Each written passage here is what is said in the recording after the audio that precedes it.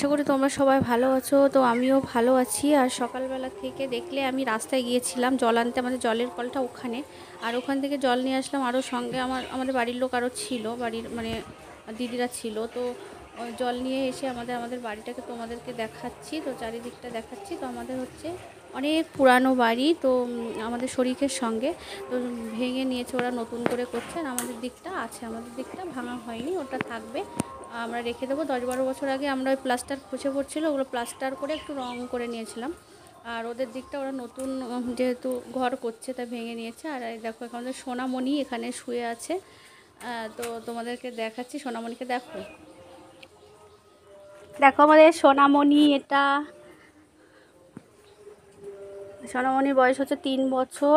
তার মধ্যে একটা বাছুর দিয়েছে, তো বাছুর বড় হয়ে গেছে, আবার একটা বাছুর দেবে 1 মাস পরে হয়তো দেবে। দেখো খুবই আদরের। আর ওকে যা বলা হয় ও খুবই বোঝে, এত মানে আদরের, এত শিক্ষা ওর, একদম মানুষের মতো। হয়তো কথা বলতে পারে না কিন্তু সবই বোঝে ও।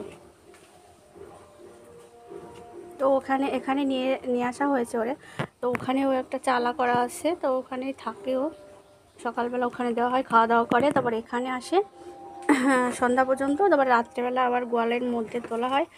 আর ওর মশা টশা যাতে না লাগে তার জন্য সন্ধ্যাবেলা এখানে একটা মর্টিন ধরিয়ে দেওয়া হয়, আর রাত্রেবেলা গোয়াল ঘরের ভিতরে একটা মর্টিন ধরিয়ে দেওয়া হয়।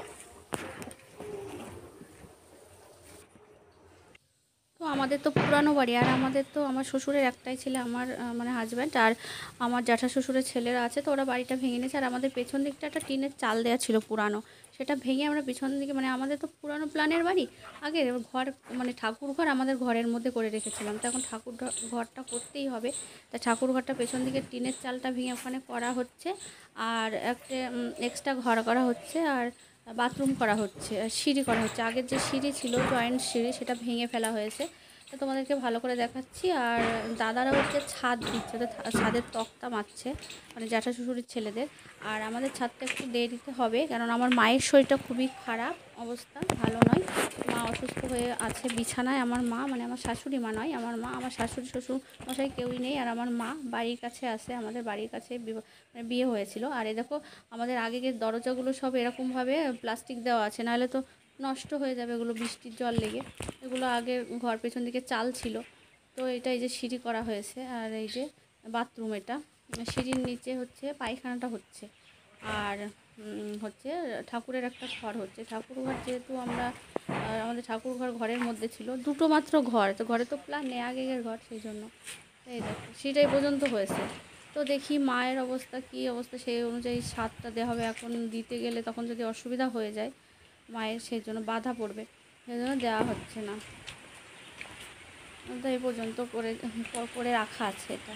আর তোমরা বন্ধুরা আমার ভিডিওগুলো তোমাদের যদি ভালো লাগে অবশ্যই সাবস্ক্রাইব করে দেবে, আমার পাশে থাকবে, লাইক কমেন্ট করবে। আর তোমরা সবাই ভালো থাকো। আমি এরকম ছোট ছোট ভিডিও দেবো, তোমরা দেখবে অবশ্যই, আমার পাশে থাকবে, এগিয়ে নিয়ে যাবে। আবার পরের ভিডিওতে দেখা হবে। আর ওই যে দাদাদের ছাদ দিকটা দেখালাম, আর আবার পরের ভিডিওতে দেখা হবে। ভালো থেকো, তত সময় তোমরা সবাই।